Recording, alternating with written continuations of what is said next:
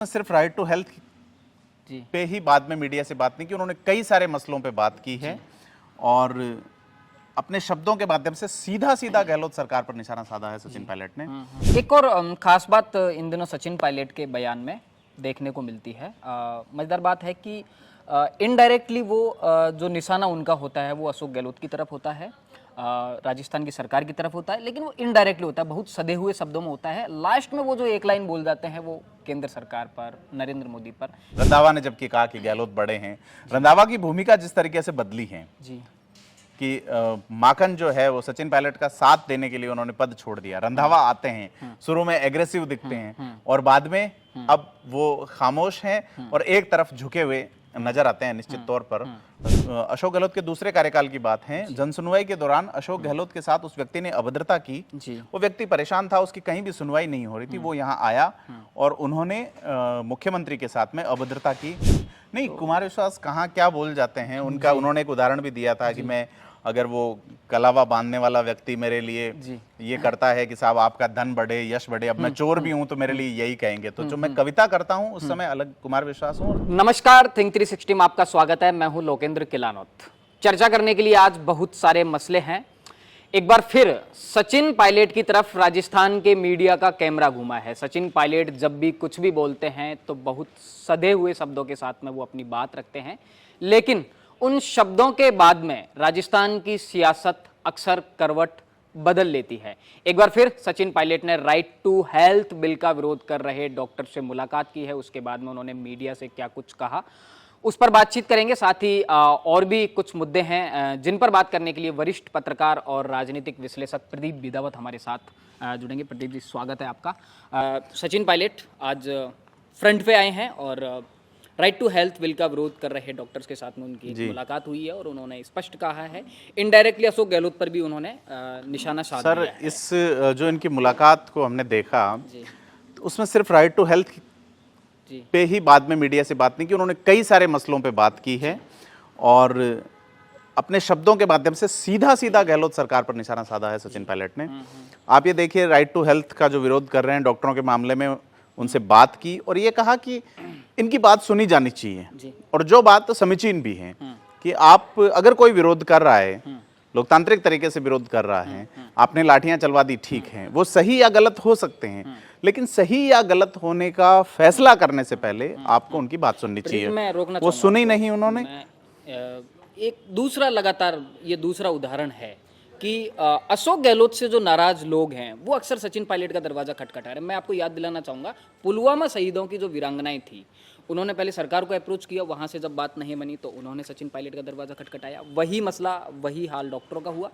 लगातार प्रदर्शन कर रहे थे, उनकी बातों को नहीं सुना गया तो उन्होंने फिर सचिन पायलट का दरवाजा खटखटाया। ये संयोग है या प्रयोग? नहीं, वो लोग उम्मीद करते हैं जी, लोग वो भी तो एक मीडिया अटेंशन चाहते हैं कि उसके माध्यम से ही सही कि हम उनकी ओर जा रहे हैं।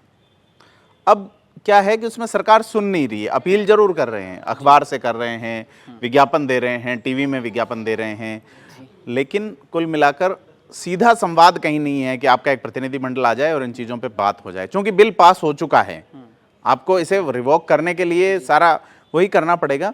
लेकिन सचिन पायलट ने न केवल डॉक्टर्स वाले बिल पे, उसके अलावा सचिन पायलट ने जो बात कही है, जो मार्के की जो सोचने लायक है, वो बात उन्होंने एक बार फिर से कही है जो उन्होंने किसान सम्मेलनों में कही थी कि एक अधिकारी शाम को 5 बजे रिटायर हो रहा है, आईएएस या आईपीएस, और वो संवैधानिक पदों पर बिठा दिया जाता है। कार्यकर्ताओं की उम्मीदों को लेकर उन्होंने बयान दिया है।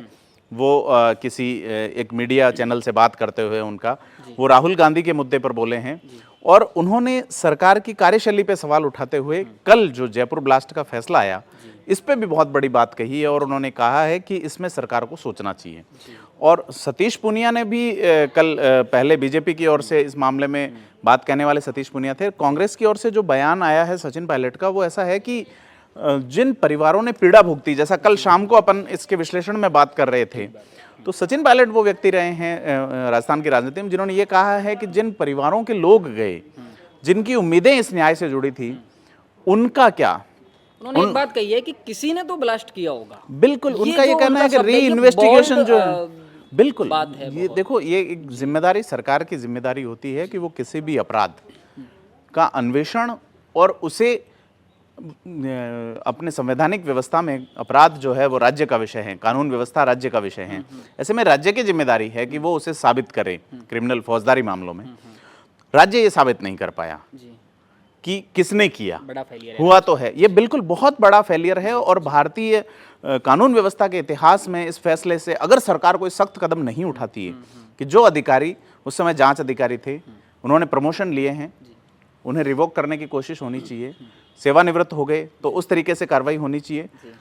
ये सारी जो चीज़ें हैं ये एक मैसेज देगी कि आपको जब सीआरपीसी में उन्मोचन मिलता है उसमें कि आप किससे अगर गलत जांच होगी तो अधिकारियों पे साधारणतः कार्रवाई नहीं होती, इसी का फायदा उठा के बचते हैं अधिकारी।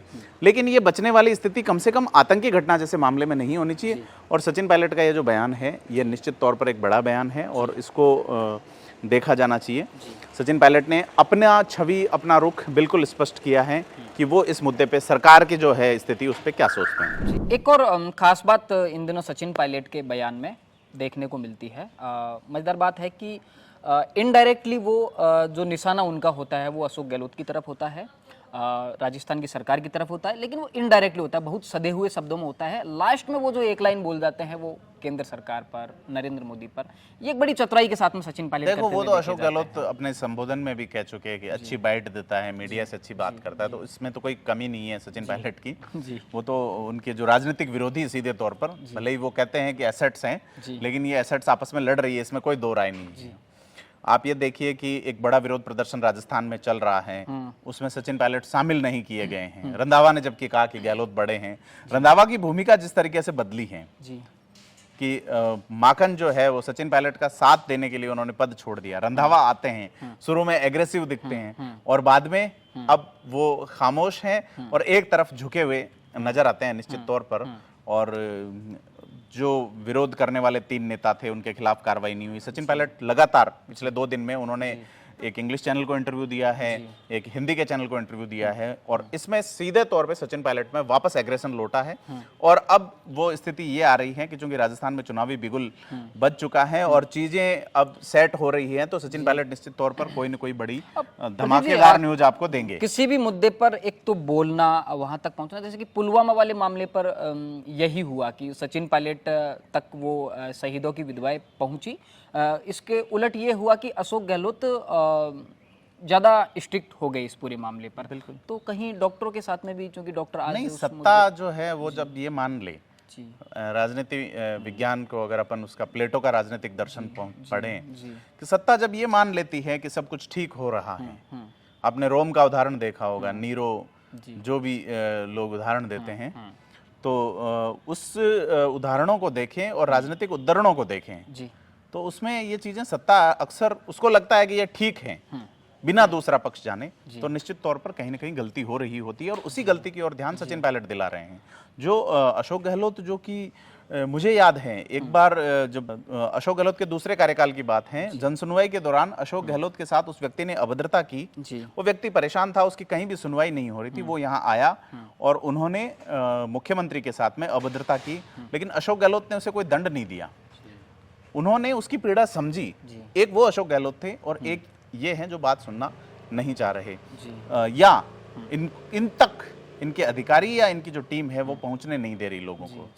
तो लोकतांत्रिक व्यवस्था में ये घातक व्यवस्था है और सचिन पायलट इसी लाइन को लेके चल रहे हैं। आप कंप्लीट अगर 2020 के अंदर जो हुआ कॉन्फ्लिक्ट उसको देखें और उससे लेके अब तक ये 3 साल की अगर आप तो सचिन पायलट से जो बड़ी गलतियां हुई उसमें एक तो ये रही कि उन्होंने जिन लोगों का भरोसा किया वो लोग ठीक नहीं थे, जो उनका साथ छोड़ के आ गए, साथ देने का वादा करके भी साथ नहीं गए। और उन्होंने से गलती हुई कि वो हरियाणा चले गए जहां बीजेपी का राज्य था, बीजेपी का शासित, और ये था कि ये बीजेपी के इशारे पे हो रहा था। उन पे बड़ा आरोप ये है, उन्होंने जब फ्लोर टेस्ट हुआ तो उन्होंने कांग्रेस के पक्ष में वोट किया है। तो जब कभी इस बगावत का या इतिहास लिखा जाएगा और इसका अगर एक निष्पक्ष फैसला होगा तो निश्चित तौर पर कार्रवाई जो सीधी बगावत की बात आएगी वो शांति धारीवाल, महेश जोशी और धर्मेंद्र राठौड़ पे आएगी, अगर आप निष्पक्ष बगावत के फैसले की बात करेंगे तो। क्योंकि उन्होंने तो आला कमान के खिलाफ, हालांकि आला कमान उस पर क्यों शांत है। और अशोक गहलोत और सचिन पायलट के बीच, कल भी जब हम सचिन पायलट और अशोक गहलोत के इस कॉन्फ्लिक्ट पे बात कर रहे थे तो हमारे साथी श्रीपाल जी ने बताया कि जब भी कोई संकट आता है, पायलट और गांधी परिवार बिजी हो जाता है। बिल्कुल, गांधी परिवार बिजी हो जाता है या कर दिया जाता है। तो इसमें पता नहीं क्या जादूगरी है। जी, एक और बड़ा मुद्दा है, या फिर मैं यूँ कहूँ कि राजस्थान में सुर्खियाँ हैं। मशहूर कवि डॉक्टर कुमार विश्वास सीकर कल आए, उनका एक कवि सम्मेलन था और अक्सर अपने बयानों के लिए जाने जाते हैं, चर्चित रहते हैं बयानों के लिए। राजस्थान के लिए उनका जो विशेष प्रेम उनके बयानों में दिखता है। कुमार विश्वास की पहली नौकरी राजस्थान में लगी। उन्होंने गंगानगर में कुछ समय तक काम किया, शाहपुरा में कुछ समय तक, जैसा कि उन्हें सुनते हैं, उन्होंने काम किया। तो एज ए कॉलेज लेक्चरर जी, उसके बाद वो दिल्ली चले गए, वहाँ असिस्टेंट प्रोफेसर कई बार बताते भी हैं कि उन्होंने विश्वविद्यालय में पढ़ाया। बिल्कुल पढ़ाया है, निश्चित तौर पर पढ़ाया। लेकिन आप कुमार विश्वास की भी अगर पूरी यात्रा देखें जी, तो कुमार विश्वास की यात्रा अगर शुरू से लेकर लास्ट तक देखते हैं, आप उनकी तमाम कविताओं के अगर फैन होते हैं। पहले एक बार कल के बयान पर मैं थोड़ी सी बात कर लेता हूँ, फिर उस पर। कल उन्होंने राहुल गांधी को लेकर कहा है कि घर से निकाले हुए लोग क्रांति करते हैं। फिर उन्होंने भगवान राम का उदाहरण भी दिया कि जिस तरह से आप अगर यात्राएं करते हैं तो आप कुछ पाएंगे। तो ये कोल रिलेशन कि राहुल गांधी अगर मान लीजिए घर से निकाले गए हैं तो उन्हें यात्राएं कंटिन्यू कीजिए, कि आपने एक यात्रा निकाली, अब हमने आपको फ्री कर दिया। घर से तो शायद कुमार विश्वास भी आम आदमी पार्टी में पहले वो रहे। नहीं, उन्होंने राजेंद्र पारिक को जब बुलाया, राजेंद्र पारिक को संबोधित करते हुए कहा कि मैं तो अपने के खिलाफ भी बोल सकता हूं। हालांकि अशोक गहलोत की जादूगरी की कुमार विश्वास ने तारीफ की है। और चूंकि ये शुचिता तो बनती ही है कि कुमार विश्वास जो है उनकी पत्नी आरपीएससी में है, राजस्थान सरकार की बदौलत ही आरपीएससी में है, और ये साफ तौर पे जादूगरी है। अशोक गहलोत ये कहते हैं कि मैंने अपने समाज को कुछ नहीं दिया। मूलतः है कुमार विश्वास की पत्नी अशोक गहलोत के समाज से हैं, तो उन्होंने दो जातियों को सीधे तौर पर साधा है इस निर्णय से। और अभी भी अगर हम किसी की तैयारी कर रहे व्यक्ति से पूछते हैं कि राजस्थान आरपीएससी के मेंबर कौन कौन हैं, तो 2-3 मेंबर ऐसे हैं जो पहचाने जाते हैं कि वो उनकी पत्नी है, वो उनकी। तो ये आप ये देखिए कि आरपीएससी के जो निर्णयों पे सवाल उठे हैं, मैं केवल कुमार विश्वास का नहीं कहना चाहूंगा, आरपीएससी की जो डिग्निटी थी, जो हमने अशोक गहलोत के कार्यकाल में भी देखी है, पिछले कार्यकाल में, कि क्या उसका एक, जब डॉक्टर महेंद्र कुमावत हुआ करते थे उसके चेयरमैन, जिन्होंने पूरा स्वरूप बदला आरपीएससी का, ललित के पमार रहे हैं। तो इस तरह के लोग जो है ना, उन्होंने, पर स्थितियां उस तरह की है। राम कथाएं आजकल कुमार विश्वास कह रहे हैं। कुमार विश्वास, बड़ा विवाद हो गया था उनकी एक राम कथा को। बिल्कुल, कुमार विश्वास जो है उनसे प्रभावित होकर हमारे आपकी उम्र के युवा जो हैं, चने खाकर केजरीवाल के लिए लड़े, फिर इनका केजरीवाल से कॉन्फ्लिक्ट हो गया, अब कई युवा तो वहीं रह गए। तो इनका ये आपस में चलता है, और क्या चल रहा है अभी ये क्लियर नहीं हो पा रहा है। मैं तो उनका वो जो बयान था कि घर से निकाले हुए लोग क्रांति करते हैं, तो पार्टी से तो कुमार क्रांति का नहीं कहा उन्होंने, कहा कि आप घर छोड़ के यात्राओं पे निकलोगे, तो भगवान राम निकले थे, है ना। तो ये राम, एक और कुमार विश्वास का बयान है। इससे पहले जब राहुल गांधी भारत जोड़ो यात्रा निकाल रहे थे, तो इंदौर में उनका कवि सम्मेलन था, तो उसमें उन्होंने बड़ा चुटकुला सुनाया, बयान दिया कि दिग्विजय सिंह को टारगेट करके या फिर कोट करके उन्होंने कहा कि ये जो भारत जोड़ो यात्रा है, दिग्विजय सिंह ने इसको प्लान किया है, और दिग्विजय सिंह वो आदमी है जो राहुल गांधी को सड़क पे ले आए हैं। जी नहीं, कुमार विश्वास कहाँ क्या बोल जाते हैं उनका। उन्होंने एक उदाहरण भी दिया था कि मैं, अगर वो कलावा बांधने वाला व्यक्ति मेरे लिए ये करता है कि साहब आपका धन बढ़े, यश बढ़े, अब मैं चोर भी हूं तो मेरे लिए यही कहेंगे। तो जो मैं कविता करता हूं उस समय अलग कुमार विश्वास हूं, और एक्टिविस्ट के नाते आप ये देखें। लेकिन अगर फैक्ट की बात करें, मैं इसको कंक्लूड करूंगा कुमार विश्वास वाले मुद्दे को, अगर फैक्ट की बात करें तो फैक्ट ये है कि 2014 में कुमार विश्वास ही वो शख्स थे जिन्होंने राहुल गांधी के खिलाफ चुनाव लड़ा। उससे पहले कुमार विश्वास ही वो शख्स थे जिन्होंने राहुल गांधी को पप्पू नाम से व्याख्यात किया, और राजकुमार के तौर पर ब्रांड बनाने वाले लोगों में कुमार विश्वास, वो ब्रांड, मतलब उनकी जो एक तरह से आप ये देखिए कि उनके नाम को ऊपर पलीता लगाने वाले भी कह सकते हैं। ये अशोक गहलोत का एक थोड़ी सी बोल्ड अंदाज नजर नहीं आता कि जो व्यक्ति राहुल गांधी के बिल्कुल आमने सामने एक राजनीतिक प्रतिद्वंदिता रही हो, राहुल गांधी को पप्पू कहकर जिस कुमार विश्वास ने संबोधित किया और उसे ब्रांड बनाया हो, और उनकी पत्नी को आरपीएससी भेजना, यही तो जादूगरी है। उसके लिए अशोक गहलोत पहचाने जाते हैं भारत की राजनीति में, और इसी जादूगरी की बदौलत उन्हें राष्ट्रीय अध्यक्ष का पद ऑफर हुआ, और इसी जादूगरी की बदौलत उन्होंने उसे ठुकरा दिया। इसी जादूगरी की बदौलत वो तीसरी बार कायम है, और इसी जादूगरी की बदौलत अशोक गहलोत ये दावा कर रहे हैं कि चौथी बार फिर गहलोत सरकार। कुमार विश्वास राहुल गांधी के सामने चुनाव लड़े जी, लेकिन उनके वोट कितने आए? 2% वोट, 25,000 के आसपास वोट आए। वो चौथे ये कह नंबर रहे पर हैं वो कि हाँ रहे चौथे नंबर पर है, बसपा प्रत्याशी भी उनसे आगे रहा। हालांकि कुमार विश्वास ये कहते हैं कई बार कि हमारी जीत ये रही कि हमने राहुल गांधी को प्रचार करने ला दिया।